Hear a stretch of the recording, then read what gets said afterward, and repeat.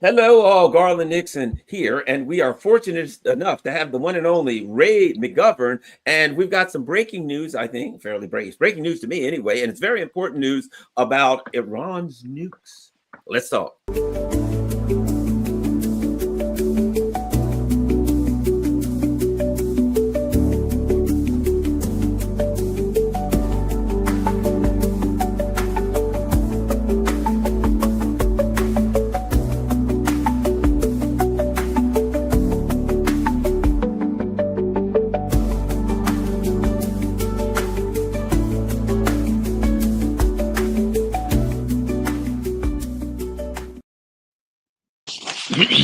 Hello, Garland Nixon here with the one and only Ray McGovern. He's a former CIA intel analyst and co-founder of Veteran Intelligence Professionals for Sanity. And we're going to talk about something very, very important today. You know, Ray's discussed this before.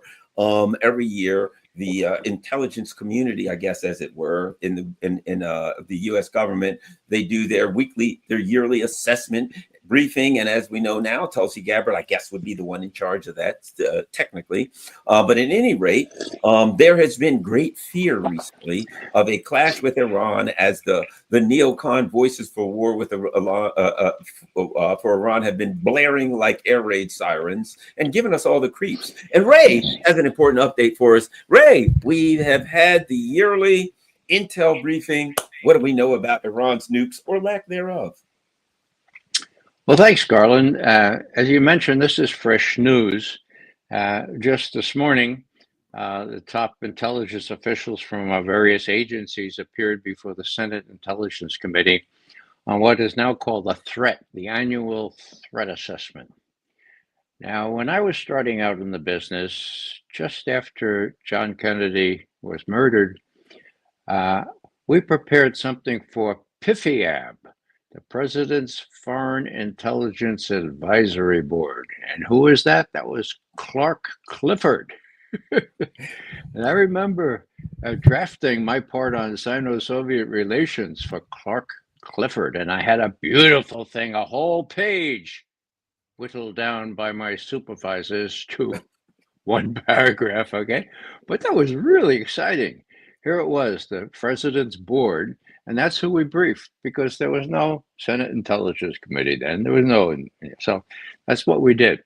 So that was called the Worldwide Intelligence Briefing. You know, it wasn't sort of all threats.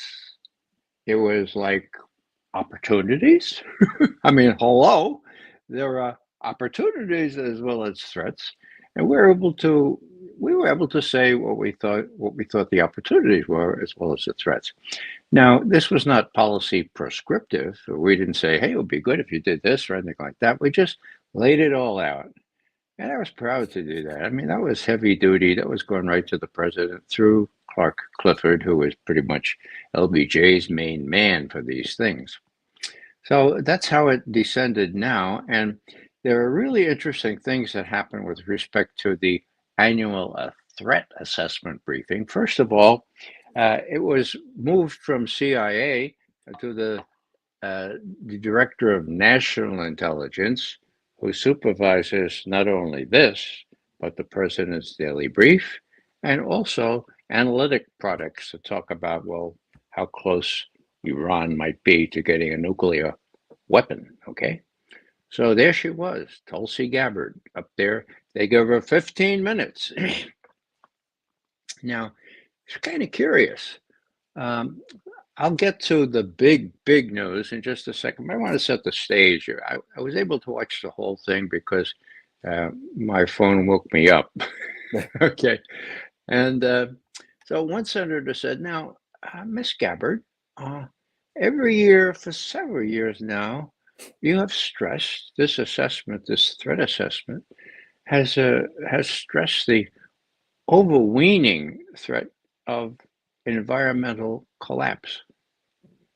It's obviously a national security threat. And this year don't have anything in there about that. Huh. Has it been solved? Have you figured that out? Very good. Well, no, we decided. Well, who decided not to do that, Ms. Gabbard? Well, blah, blah, blah. So we never got to the bottom of that. But that was interesting, isn't it? So we know how the president feels about the environment. The other thing was, I'm going to do two things, says Tulsi Gabbard. I'm going to talk about immediate low threats, and I'm going to talk about the big picture. Now, what comes first? Immediate little threats on the border. Okay, refugees, fentanyl, sexual trafficking. What else? All kinds of dastardly things that are going on the border, and how 2 million, blah blah blah. It was an inordinate amount of time she, as director of national intelligence, spent on this, whereas usually it's the FBI or the Department of Homeland Security that would deal with that, but she decided to waste, and I say waste, half her time addressing what she knows to be the president's pet peeves, the border and stuff like that. Now, she didn't say anything that wasn't true. It's just a matter of arranging things, Okay, so first off, the environment, forget about it, and then focus on these minor threats. Well, then she gets to the big ones. It's China. China is the biggest threat. Don't forget that. The Pentagon says that. Everybody says that. Why? Well, because they're trying to replace the United States as the most powerful country in the world. That's why. I mean, don't you get that? Yeah. Hey, what about the Chinese? Well, I say, what about the Chinese that say, well, yeah, we have 1.5 billion people, so we have a stronger economy than you, and we can build warships up the kazoo, and we hypersonic. Well, why don't we just have a win-win? I mean, we just accept the fact that the world has changed. Well, there's none of that in there. The whole thing is premised on the notion that the U.S. is under a great threat if one other country presents a pretense to be hegemon of the world. That's our charter, okay? So it was very clear, and the way she oppressed it, also the way she approached this. She what the Chinese? Yeah, she did say one little thing which indicates that she's no slouch.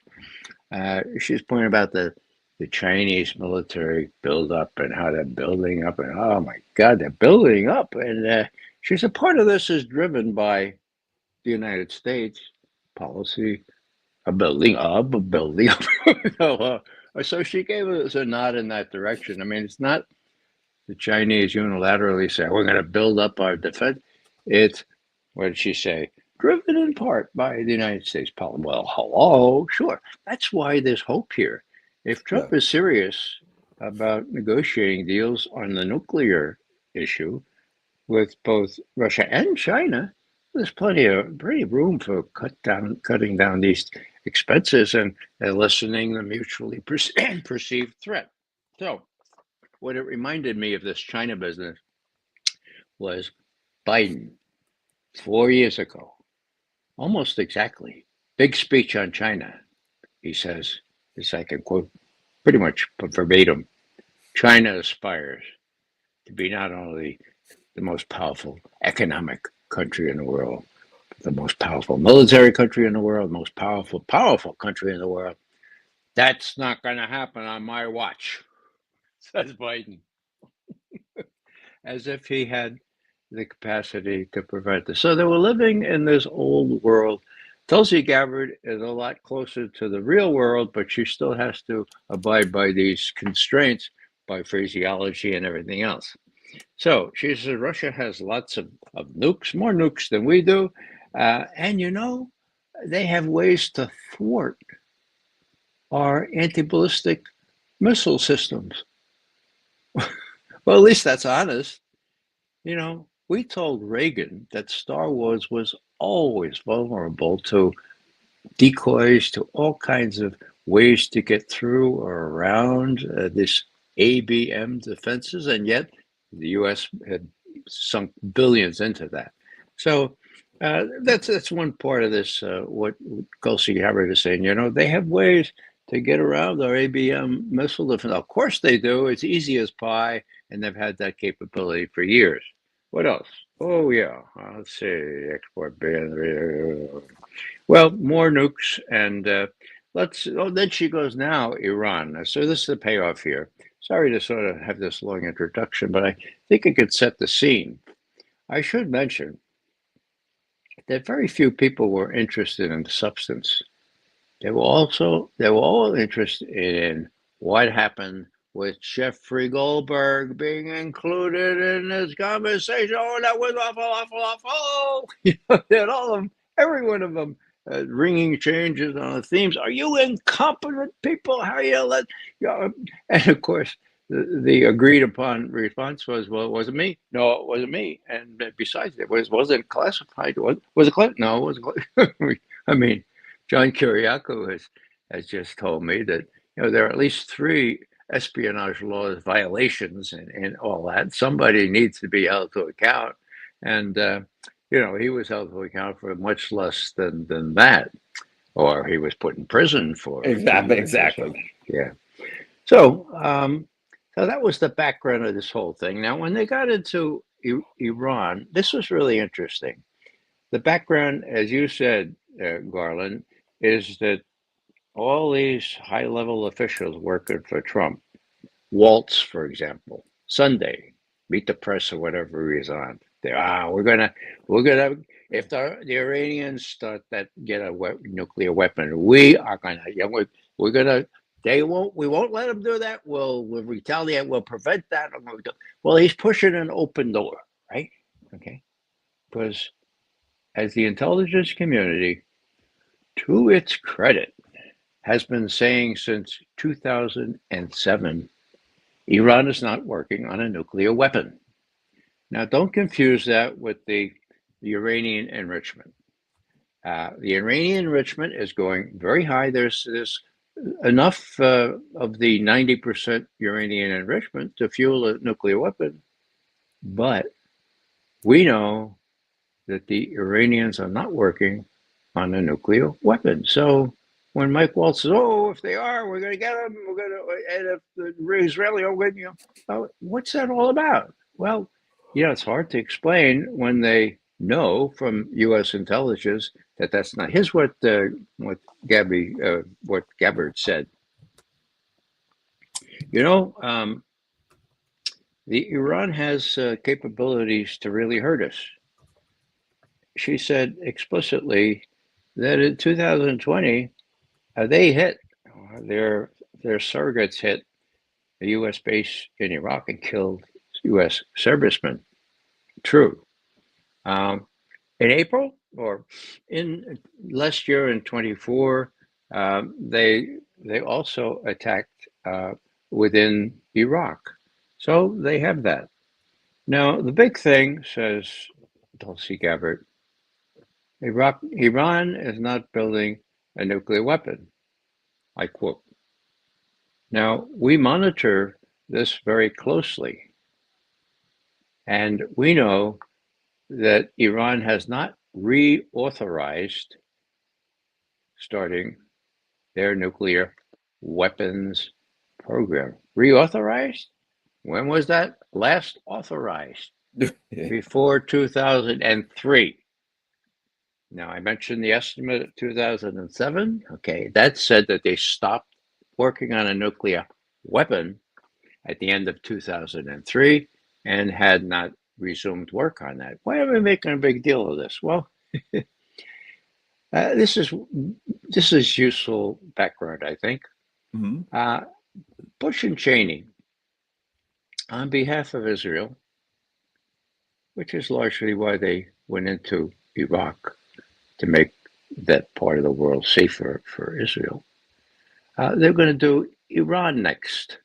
The neocons, to whom they were subservient, used to brag about real men don't go to Baghdad, they go to Tehran, right? Okay. Well, they're about to do that, okay? And people could sense that was going to happen in 2007. And so somebody with his head screwed on right, or her head screwed on right, said, let's get a national intelligence estimate as to whether Iran is working on a nuclear weapon and how far they are from completing work on it. And let's hire somebody honest, not like the Iraq one, not the Iraq one of October 1, 2002 or 22, 2002, which are full of lies. Okay, full of lies. And I know the guys that worked on that. They got bonuses. Some of them got promoted. It was awful. So this person who had her or his head screwed on right said, let's get somebody honest to do an estimate on Iran, and maybe we'll find out what the real situation is. So they looked all over the CIA and they couldn't find anybody. So they went to the State Department, and there was this one guy named Tom Finger. He was head of State Department intelligence. A very, very good group, actually, really solid group. And he had taken copious footnotes in that other estimate on Iraq about weapons of mass destruction. So they said, Tom, could you come in and lead an estimate on Iran? And he said, right, get out of here. I don't want any part of this thing anymore. They said, no. Look, this is the situation. We'll give you space to do it. We'll give you your own people. You could take your own people in from State Department intelligence. We'll give you as long as you need, but we need somebody to do an honest estimate. And finally, he said, okay, I'll do it. So he comes in, he has a whole year, right? And it's commissioned by Congress. So Congress is the one that can reveal the results. They work all year. They have some luck. They have some new sources that really help, okay? And they put out an estimate in November of 2007 now that says Iran stopped working on a nuclear weapon at the end of 2003 and has not resumed work on that. That was unanimous. All 16 intelligence agencies at the time expressed with high confidence. What happened? Congress released that. The Bush administration or the Cheney administration, however you look at it, was aghast. My God. What did Bush do? He went to Israel and he apologized for the national intelligence estimate and said, I don't agree with it, but there it's out there. And then in his book, he must, I think it's called Decision Points. Don't buy it, it's in a library. But there's a couple of pages that he must have written himself. He says, with this horrid estimate, it really tied my hands on the nuclear issue for, and this is a direct quote, how could I possibly authorize a U.S. strike on the nuclear facilities of a country that the intelligence community says has no active nuclear weapons program? Bummer, okay? So their intention to start this war in 2008 on their way out into the western sunset, okay, was foiled by an honest intelligence estimate. Now, the miracle is that ever since then, the scientists, the engineers, the analysts that prepared that were succeeded by successors who stuck to that. No evidence. And most recently, that is today, we have this within the text of the threat assessment. It's very brief. I want to read it to you. I already told you what Tulsi Gabbard said in her prepared testimony. Here it is. Quote, we continue to assess Iran as not building a nuclear weapon. And Khamenei has not reauthorized the nuclear weapons program he suspended in 2003, even though there are pressures on him to do so. In the past year, there has been erosion of decades-long taboo on discussing nuclear weapons in public, and that has emboldened nuclear weapons advocates within Iran to raise this and talk about this. But payoff. Khamenei remains the final decision maker over Iran's nuclear program, to include any decision to develop nuclear weapons, period, end quote. It's in the threat assessment. Okay, I've copied it out here. So what does that mean? Now, the weapon is something that you put the uranium in, or you put it on the end of a ballistic missile, and then you have a nuclear weapon. Okay, without the nuclear weapon, all you have is a missile, and all I have is a highly enriched uranium. How long will it take for Iran if they decided to reauthorize what they unauthorized in 2003? Well, Tony Blinken said it could be next week. Well, give me a break. Tony Blinken is not my best source, okay? My best source says, well, it's going to take weeks, months, probably a year to get something that fits on one of these missiles, and you have to have the missile that's pretty long range. They don't have those yet, so yeah, so it's going to take a while if they decide to go that route. Last thing I'll mention, maybe I mentioned it already, but even Bill Burns, head of the CIA, who, by the way, told President Biden that Putin had already lost in Ukraine, that his armed forces were shown to be ridiculously inept, shown for the whole world to see. When did he say that? Oh, that was July 2023. Huh. Wow, that happened not to be the case. All I'm saying is, Bill Burns may be in a fit of conscience and trying to maybe atone for sins, says on his way out, hey, guess what? Iran is still not working on a nuclear weapon, okay? And if they cheated, if they decided to work on a nuclear weapon, we would detect it right quick, says Bill Burns. So how would they detect it? Well, there are all kinds of cameras and all kinds of things. Actually, some of them monitors by the UN, okay? And of course, there's these satellites and everything else. So, it's a bogus fear.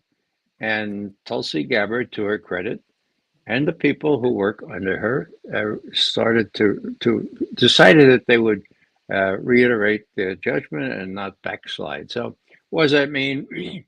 For me, I would have expected that if Trump has decided to support militarily an Israeli attack on Iran, which he's threatened to do, if it were not bluster, if it were not just his typical negotiating techniques, then I would expect to see somebody, maybe even Tulsi Gabbard, saying, well, we're not so sure now. I think they're working on a nuclear weapon or something like that. They haven't done that. So that's a big step for Mike Waltz and Rubio and all these other people to get through if they want to claim that Iran is a threat to the United States or even to Israel.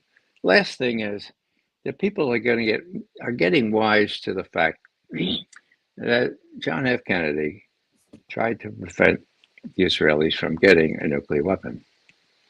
Now, some people that I met when I was on active duty with the CIA, one named James Jesus Angleton, went around behind his back, not for the first time or the only time, and helped ensure that the Israelis got a bomb, okay?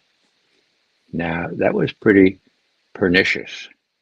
And the Israelis themselves show no contrition, just the opposite. There is a 3-part TV series running now in Tel Aviv or in Israel, which shows chapter and verse how they stole the technology from Pennsylvania and elsewhere. Look what we did, Look at it. And so, even the Bulletin for Atomic Scientists, pretty staid, mainstream group, has published an article saying, look, they're bragging about how they stole all this stuff. And, they say that, well, we needed a deterrent. Well, deterrent can work both ways. I mean, even if Iran were working on a nuclear weapon, couldn't they justify it by saying they needed a deterrent the other way? Well, of course they could. But the bottom line is they're not, okay? And there's no good reason, there's no pretext, at least in intelligence, that will let these crazies, these neocons, take off uh, after um, after Iran. I was going to say after Netanyahu as well, because there's no real reason for the U.S. to do this. It would be all at the behest of Israel, and it's just one of the things that gets us into real trouble. And Trump is not immune to those pressures. So I'll let that go there. They talked a little about North Korea, but they didn't make a much of a deal on that. So I'll stop there with respect to the briefing. It was really 80% devoted to this Jeffrey Goldberg. Why was he included in this chat and all that kind? In other words, the senators showed themselves to be completely politicized. There was one who asked about Ukraine, and the general there from DIA said, "Well." He said, well, we think they can hold out for several months, and maybe the Europeans will help them. And we think if they hold out for a year or so, then the Russians will run out of ammunition too. We heard hear that before. Okay, so at least he didn't say Putin has already lost. And I suppose that's one can accentuate the positive there. Sorry for carrying on this long, Garland, but this is my shtick. I've watched this really closely. The whole thing about Iran is a success story. They're precious few for the intelligence. I worked there since 1963, and I know a lot about the national intelligence estimates that preceded me there. Okay, so in addition to the ones that I know about since, and never have I seen an intelligence analysis product or an NIE specifically that helped prevent an unnecessary war. Okay, and that's what that NIE in November 2007 did. It's provable that had. Well, I read you this stuff from Bush's memoir. Okay, that's what they had in mind to do. It was stopped. Now, to the degree that there are honest people still in the intelligence community, and that they're supported by Tulsi Gabbard and the head of the CIA now, that's good. So accentuating the positive is also good, and let's hope that they've made it very difficult for the neophytes like Waltz and Rubio to start a war that we cannot win. Okay, we can't win a war. Neither can Netanyahu against Iran without using nuclear weapons. The other part of it, I want to ask you this. Speaking of wars we can't win, we can't beat the Houthis. Let's start there. I mean, we want to take on Iran when we're losing to the Houthis. Your thoughts on it's interesting because, of course, we understand what's happening with the Houthis. They believe that they have a religious duty. They believe they have a moral duty, and they argue that under international law, there's a genocide going on. That the courts have found probable cause and/or reasonable suspicion of genocide, and under international law, they've made this statement: under international law, every country has a duty to do whatever they are able to do to prevent a genocide. They got a pretty strong case. Well, the bad things, shall we say, okay, the terrible action start up of killing innocents in Gaza again, attacking and bombing people, and the Houthis say, yeah, well, then we'll just block off the Red Sea, and they've shown extreme. They've been pretty able. They've been able to hit things in Israel that we can't stop their missiles. Bedevil the aircraft carriers for hours at a time with drones and missiles and all that kind of stuff. You look at that, and I look at two things. And you probably don't want to take on China or Russia if you're struggling with the Houthis, because the kind of missiles you're seeing from them are, those are toys beside what you'd be facing against, the major powers. Your thoughts on but then Donald Trump, I'm going to be the peacemaker. Now he's bombing Yemen. And we all know this. He ain't going to do nothing but make them mad. Bombing Yemen, they've been bombed for years, and they believe that they're taking their spiritual in their religious responsibility to act. Yeah, you ain't stopping them. Anyway, your thoughts on the whole the Houthi acts, the what they're doing, and the response by the U.S. Garland, the Houthis are sui generis. I mean, they're very peculiar in a kind of admiral way if you look at their matter of principle here. Um, they don't want the people in Gaza to starve to death, okay? Now, when there was a ceasefire, the Israelis were supposed to put trucks into Gaza bringing food so the Palestinians would not starve to death. And the Houthis said, okay, we let the food in, we won't block the traffic on the Red Sea. Okay, we won't fire on the ships that go through there. Then the Israelis defied the agreement for the ceasefire and wouldn't let the trucks in. And the Houthis said, all right, you won't let the trucks in, you're starving people to death. We're going to prevent people, or we're going to fire on people that we think are en route to Israeli ports in the Red Sea. Now, Max Blumenthal, good friend of both of ours, he interviewed one of these Houthi leaders, I think number two in the Houthi thing in Ansarallah, and he said, what do you get out of this? And yeah, look at you. What do you mean? What do I get out of this? Well, what's in it for you? And Max was, asking me a leading question. He said, "Well, it's our duty to support people who are being starved to death. I mean, hello. I mean, it's genocide. I mean, just because nobody else is doing it, well, we're doing it. Do you understand that? Wow. Well, that's why I say this is sui generis. Now, is it contagious? I hope so. I mean, Arabs are so meek and cowardly and so dependent on the U.S. that they haven't really measured up at all recently. Are they going to sit around and watch the rest of the Palestinian people in Gaza be starved to death or be obliterated by 2,000-pound bombs provided by the United States? Apparently, they're not moved by any of that, and that really speaks ill for them, doesn't it? So, what else? Well, The we're Houthis, talking about the President Trump and the U.S. response to go bomb them, and then yeah, threaten Iran, and all of the response of the Trump administration there. yeah. So all this bluster and actually the attack. Now that phone call, the Jeffrey Goldberg phone call, on which the defense secretary and other CIA director and Tulsi Gabbard were all involved.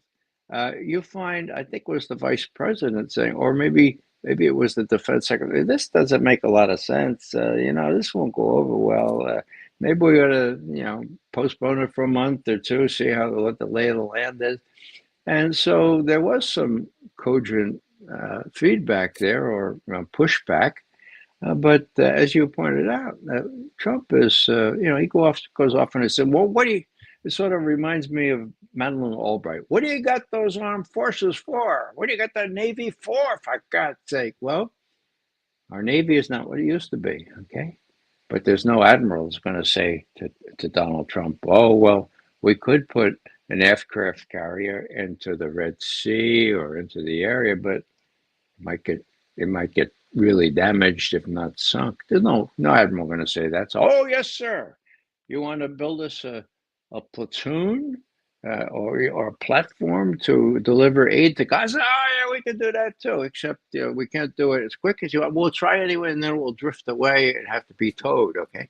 So these people are just knee jerk. Yes, sir. We can do, even though it's impossible. So that's why we get all these ships there. They're very vulnerable. And, if, and they're already, that is, the U.S. is already with the UK also, and some Israeli involvement earlier on, bombing the hell out of the Houthi what? Well, where do the Houthis hide? They've been bombed by Saudi Arabia for 7 years. Why are they still alive? Well, they know where to hide. And as I say, they have this bizarre conviction that when their fellow Palestinians or Arabs or people who are being starved to death they're going to work in defense of them. So, what else about the Houthis? Well, I guess that's pretty much it. It's very, very bizarre. I don't know if it will be contagious or not, but we'll have to see whether the Arab countries or even Turkey, which always talks a good game, or Iran itself. Now, oh yeah, you're talking about Trump threatening, if this doesn't stop, we're going to hit. Okay, Iran is responsible for all this. Well, that's the old playbook. That's the neocon narrative. Most people think that the Houthis are quite well able to do this all by themselves. Thank you very much. But if the U.S. wants to play on this, well, that would give them a ostensible pretext to attack Iran. But given the realities, which I explained, as I think I explained here, how Iran could retaliate in a way they never could retaliate before, I think it's mostly bluster. And deprived of the ostensible reason, namely nuclear weapon in Iran, I think that helps people who have more sense, like maybe the defense secretary or the vice president, say, look, we do everything we can to help Netanyahu, to include supporting genocide. Let's leave this one alone, for God's sake. Let's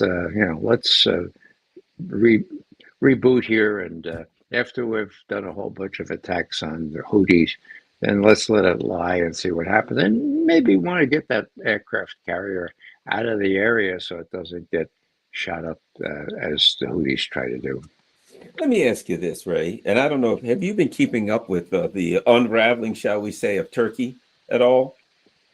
Not really. I know that Netanyahu, that's Erdogan. Erdogan has kind of imprisoned his main rival. What's new, Turkey is a real tough kettle of fish. I don't pretend to understand it.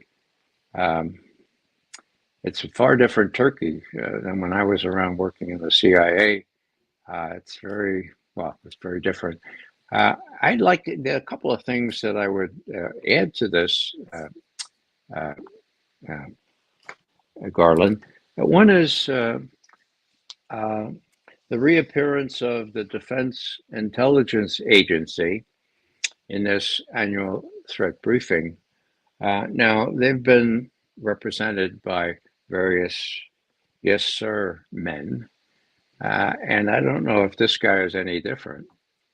But here's an example of what DIA can do. They work for the Pentagon, okay? The Pentagon does. I think there are enough sensible people in the Pentagon that don't want to get into a war with Iran, right? You gotta believe that, okay? So they, I think, are encouraging people like Tulsi Gabbard. My God, tell it straight. Make sure they know that there's no work on a nuclear weapon still since 2003. Make sure they know that. So there are supporters there that the intelligence community has, because the Pentagon also doesn't want to get in a war with Iran for the sake of Israel. Now, when the DIA was able to be led by a Marine. Oh, we lost Ray. I don't know what's going on here. Hopefully he'll be back in a second. Maybe he lost his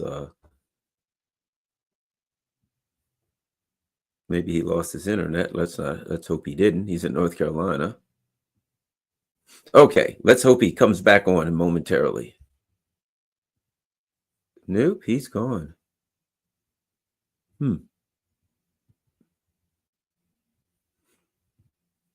We will hope Ray gets back shortly. He could have lost his internet. Who knows? I'll keep an eye and see if he comes back on.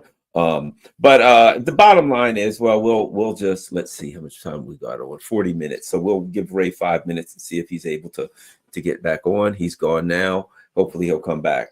But I think one of the things we're seeing now is one of the things that we learned from this is something I said a while back, because, there's been great controversy because Donald Trump came out a week or so ago and said, we're going to hold Iran, responsible for what's going on with the Houthis.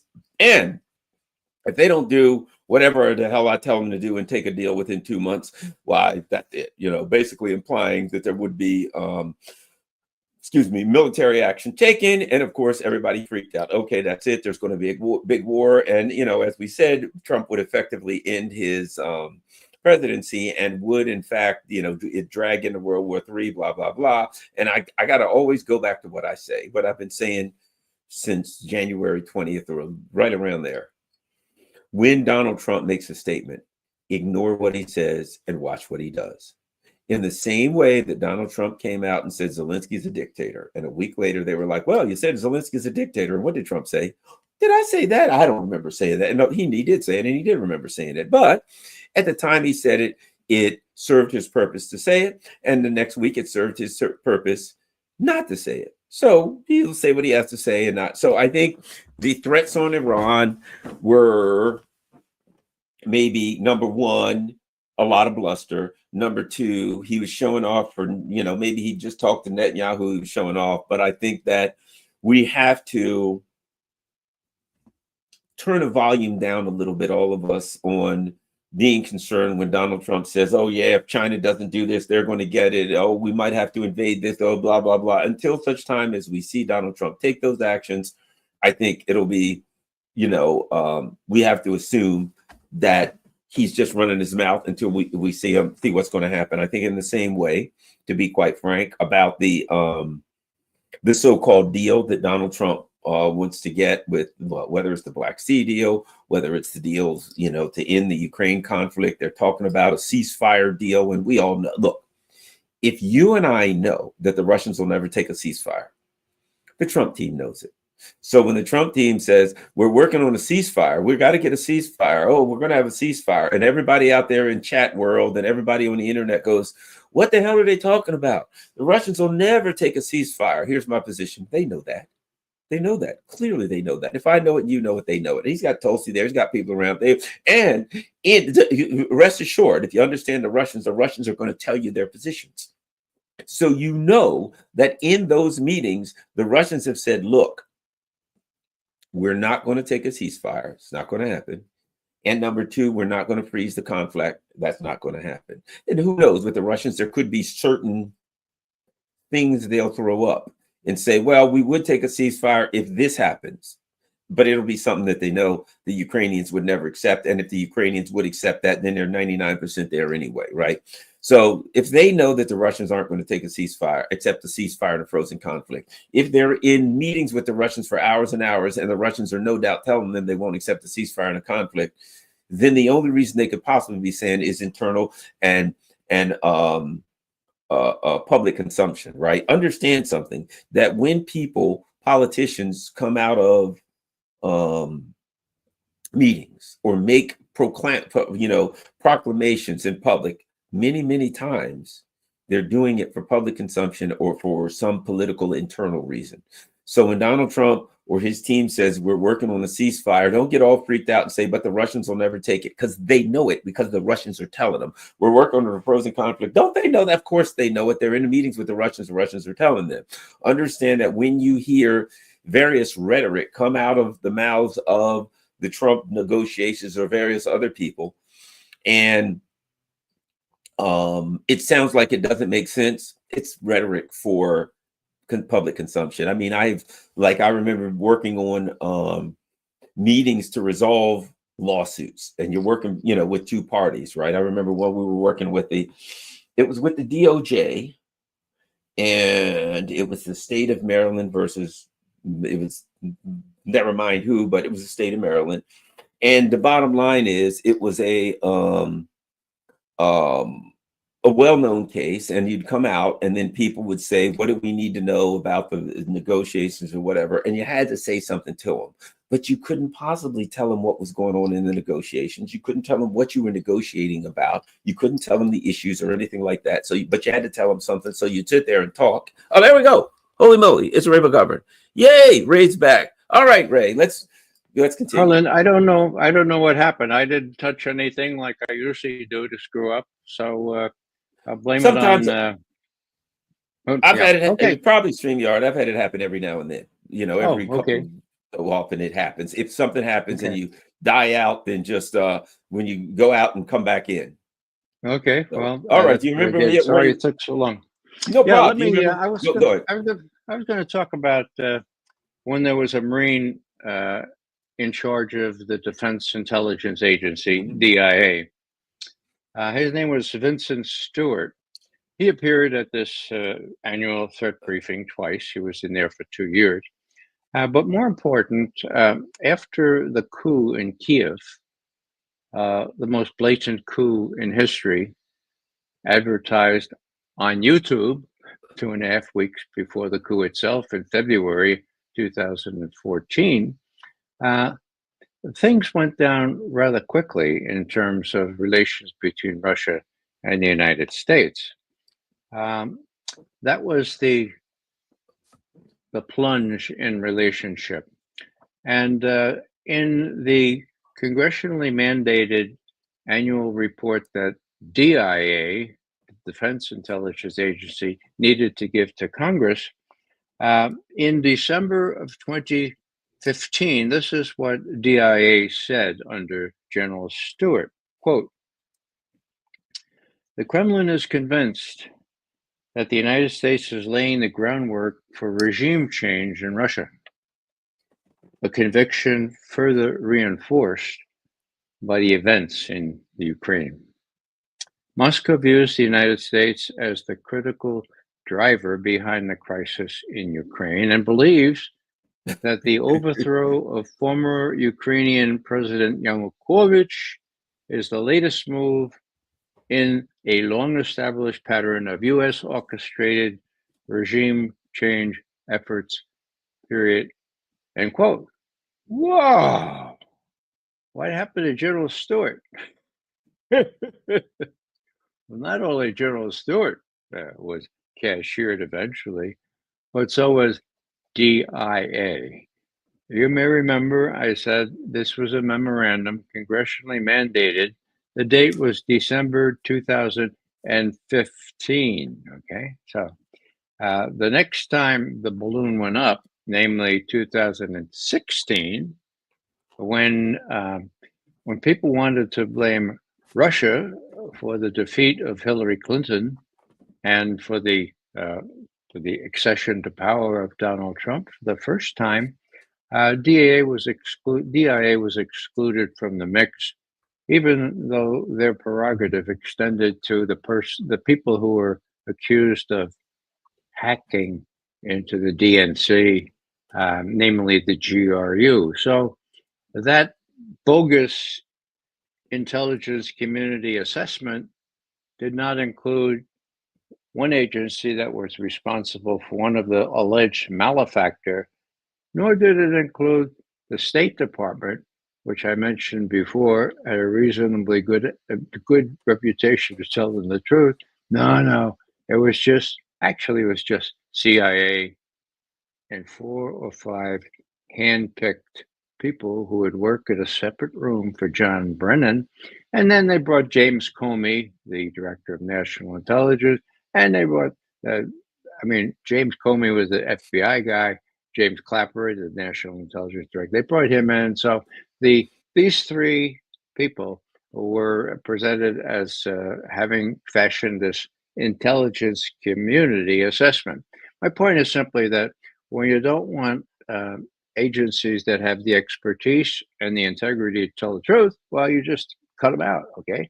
And that's how that eventuated. So I think it's important to note that the DIA has a pretty good record here.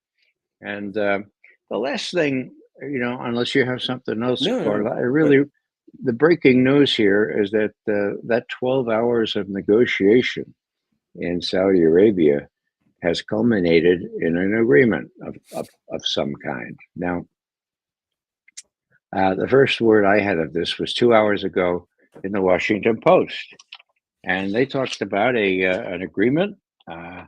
It did not specify when the ceasefire would take place, but it was an agreement that would the 2 countries, that is, the United States and Russia, agree to ensure safe navigation, eliminate the use of force, and prevent the use of commercial vessels for military purposes in the Black Sea. That's big, okay? Why was it so much delayed? And this all happened yesterday. The Russians said that they would allow this thing uh, to be publicized at 11 o'clock this morning. It took them until 7 this afternoon, Russia time, to publicize it.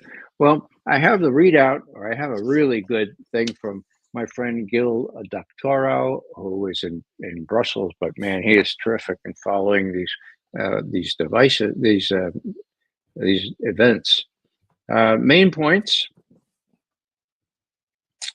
the background information. Well, he says that yesterday, after the conclusion of 12 hours of negotiation between American and Russian working groups, the Russian side said it would publish a summary of what was achieved. That was by 7 o'clock this morning. It was postponed for 8 hours, and we think the reason why was Zelensky is not on board. Okay. Whoa. What does the Washington Post say? Oh, Zelensky says, oh, he remains unsure as how it will be implemented. Okay. He's not really sure that these things would apply, and would they stop things? Well, it's a sad history. This grain deal that was agreed to, and the Russians allowed the Ukrainians to ship their grain to Africa where it was needed. The Ukrainians and the others didn't keep their end of the bargain. It was supposed to be enforced by the UN and by Turkey. They never came through. This time, and this is what's important, this time the US is going to be enforcing this, okay? Each ship will be subject to inspection. That's big. And besides that, some of the sanctions will be lessened or deleted. There were sanctions so no one could pay anyone through SWIFT, that exchange thing, for this fertilizer. Those are going to be listed. And as my friend Gil says, removal of these restrictions on Russia will be a good down payment on removal of all sanctions of every kind on the country by the USA once a peace deal, a comprehensive peace deal, is arranged. And so, as Gil points out, and I emphasize this, the cherry on the cake is the final sentence. Russia and the USA will continue their work to achieve a solid and long-lasting peace, end quote. Now, that's the good news, okay? I speak of Dr. Jekyll and Mr. Hyde. And Dr. Jekyll is the guy who wants peace in Ukraine for whatever reasons, but he wants it, and he's going to enforce it, and he's going to get Zelensky in line or get somebody to replace Zelensky. That's going to happen. And the Russians are very much in that. It may take a while, and the Russians may go even farther toward the Dnieper River and toward western Ukraine, but that's a matter of how much time the U.S. is going to give Zelensky to drag his feet. That's the good news. That's the Dr. Jekyll. Now, Mr. Hyde, we know, is the deal in Gaza, genocide. Do not blanch before the word. I don't know how sociopathic people have to be not to give a rat's patootie about people dying of hunger or dying of bombing. And let's face it, Mr. Hyde is not only enabling, he's arming, he's giving political support to Israel in a way that will redound not to U.S. interests, but it's one more case, just like the Iraq War, just like so many incidents in recent history, where the U.S. does the bidding of Israel without real paying much attention to whether this good is good to the United States. So, to the degree that that Trump is Israel first with respect to the Middle East, That's just so noxious and so painful for me as an American citizen to see people dying, people being subjected to being killed. Uh, I think people have to always recognize that in whatever discussion takes place about whatever good is happening on the Ukraine front. And even there are lots of obstacles. And, these Europeans, these pygmies, as the Russian leaders are calling them, these people that bubbled up to the top of Europe, they can put a lot of spikes in the wheel of progress here. I don't understand quite what they're doing, but I'll put one hopeful note here. Garland, I think I may have on your show talked a little bit about this button, Putin Versteher. Okay, I got that in Germany about 7, 8 years ago. Okay, and I said, oh my God, that means somebody trying to understand Putin. Yeah, that's right. I said, oh my God, that's great. So how many of these buttons can I buy? No, don't buy that. Right. That's a pejorative. That means you're in Putin's pocket. For God's sake, no. Now, who is saying that she doesn't like to be called a Putin Versteher? Angela Merkel. Angela Merkel, who was a former chancellor of Germany, made the mistake of saying, the trouble in Ukraine is partly the fault of the policy of the West. What? Okay. Oh, yeah. Then so people started calling her, you're a Putin Versteher. Not only that, but she's come out and said, look, for God's sake, sei doch vernünftig. Be reasonable, okay? You have to understand these people, okay? Before you can deal with them. And her brigadier general, who was her principal military advisor, has been all over the internet saying, yeah, this is it. This is what we have to do. And so this is a minority in the public of Germany, but it's a hopeful sign. And Angela Merkel is no slouch after all. She led the CDU before Merz. So there's a healthy dialogue just starting. I don't want to exaggerate it in Germany. Meanwhile, this guy Merz is really from Hungary, as we used to say in the Bronx. I mean, was he? So he's got this lame duck Bundestag to approve a removal of the barrier that they had on extraordinary expenditures. The sky's the limit now. 800 billion bucks for what? To help Ukraine in its last days. I mean, those guys are crazy, and they're heavily influenced by the neocons, some of whom are still working for Trump. Okay, so it's up for grabs in Germany, but this is a healthy sign that at least it's okay, according to Angela Merkel, to be a Putin Versteher. Okay, that's what we need to do: understand one another. Yeah, and I'll just say real quick, there's a something else out apparently, and that is Russia and U.S. agree on list of energy facilities for truce with Ukraine, and they name them, and then it says the truce may be prolonged beyond the 30-day period should both sides agree.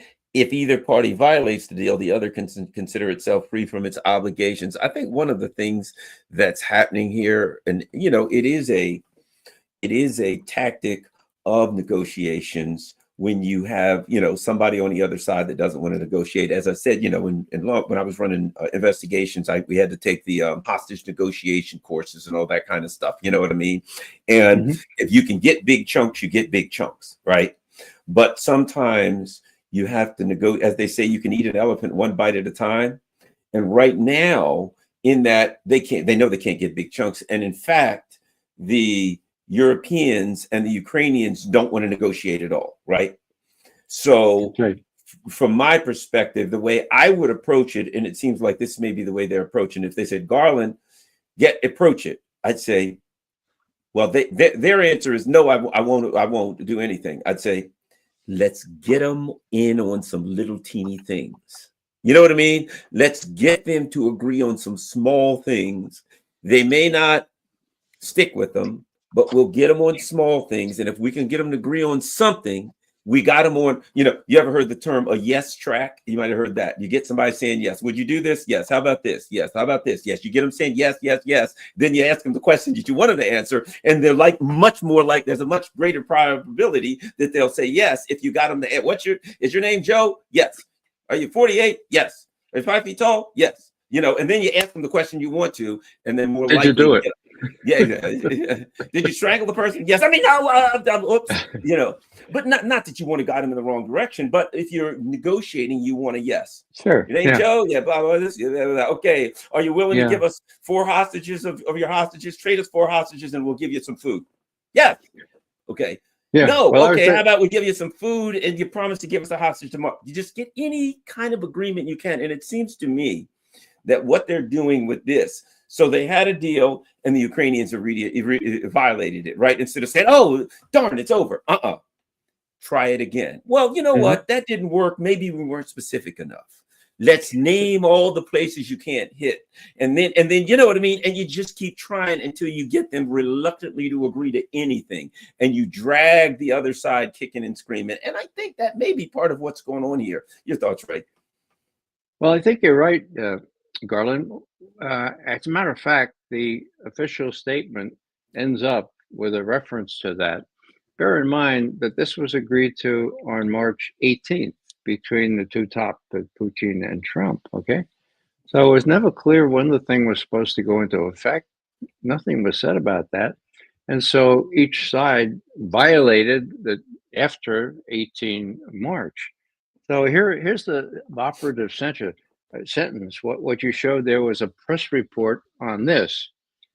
At the end of the recital of all these agreements about the Black Sea, there's a mention of the intention of Russia and the United States to work out measures to implement the agreement of the presidents on prohibiting attacks on energy infrastructure. Okay, not energy and infrastructure, energy infrastructure of Russia and Ukraine for a period of 30 days starting from 18 March. Ooh, with the possible prolongation, as you said, and also the possible cancellation in case of the fact that one party violates the terms agreed upon. Now, that's big because what Putin and Trump are going to say is, look, when we say something, it's going to happen. Now, in the interim, it didn't happen, but from now on, it's going to happen. It's going to happen for 30 days from when Putin and Trump made this agreement. And we'll see if it's violated anymore. And if it isn't, it can be prolonged. If it is, it can be canceled. That's big, okay? And that means that the energy infrastructure of both sides is safe for for as long as Zelensky. I don't think the Russians are going to violate this, for God's sake, but Zelensky might, or some of those Nazis that work for him. False flags are an ever-present danger here. So we'll see whether we can survive the next 30 days until April 18th or whatever it is, and see if this thing takes hold. You're right, little pieces. So we got to do pieces by piece, and we'll get the whole elephant, maybe, but it's going to take a lot more stuff.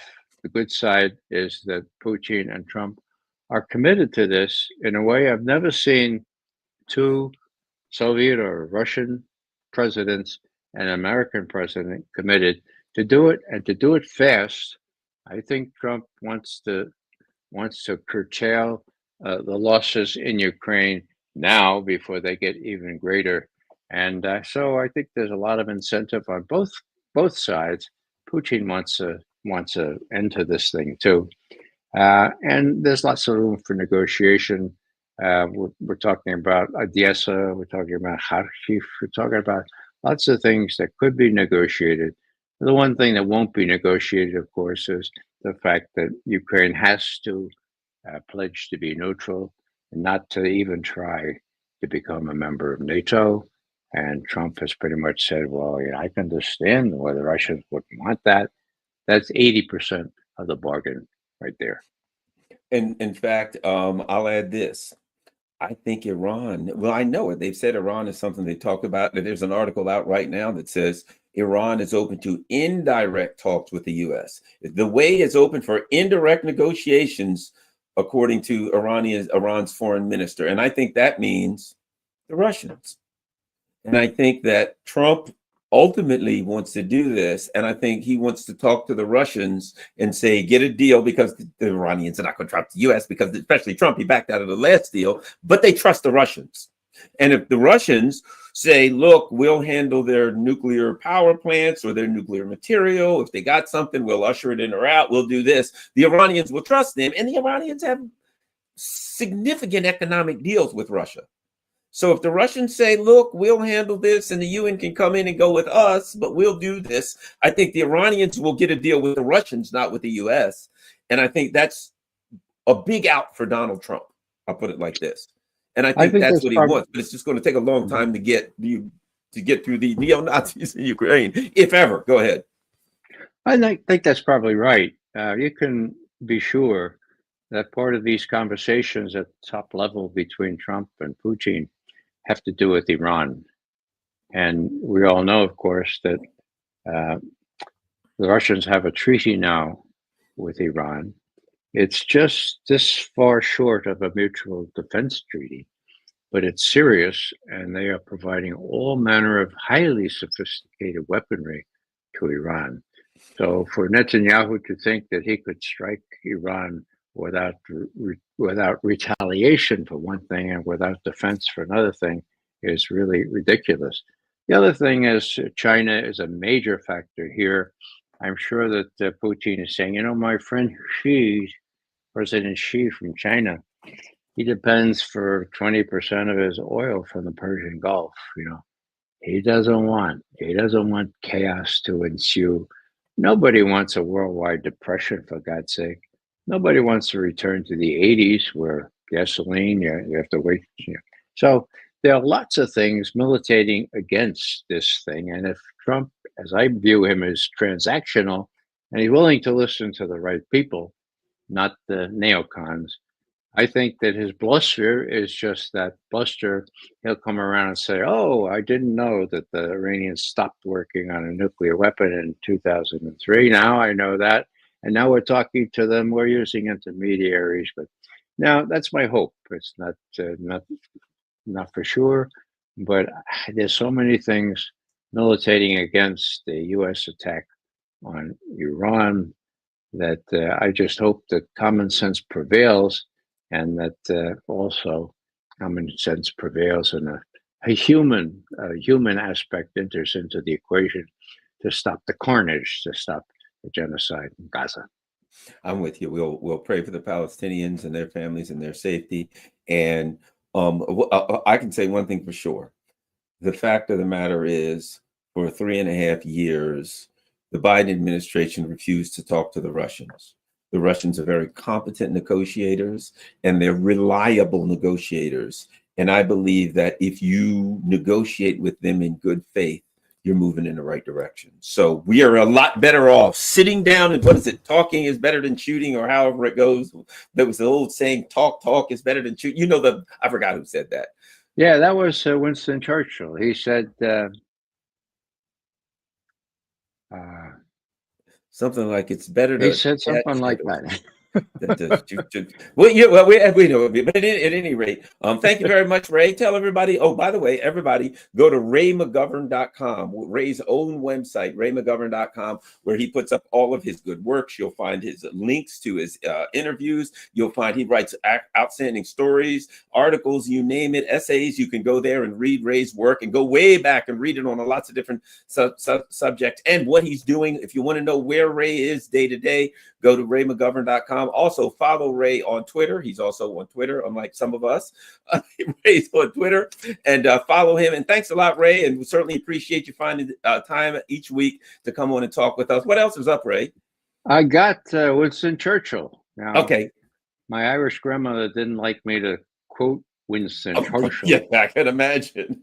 But what he said is, it's better to jaw than to war.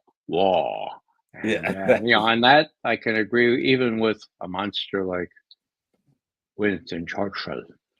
And we won't let any of your Irish relatives and ancestors know that you were talking to the likes of a Winston Churchill. Ray Please McGovern, thank you. don't. Yeah, thank you very much. And I'll But, send you a link the second this thing is over. Everybody, but hand for Ray McGovern. By the way, follow me on Rockfin. Follow me on Rumble. Just to follow me on Telegram so that in case you miss anything or YouTube at some point says, you guys can't have that up, you can still watch it on Rumble and Rockfin and stuff like that. And if you can afford it, whether it's Patreon or PayPal or buy me a coffee, contribute. It doesn't matter if you can or if you can't.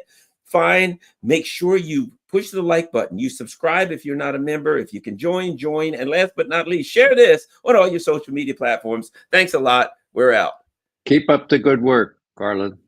Thanks a lot.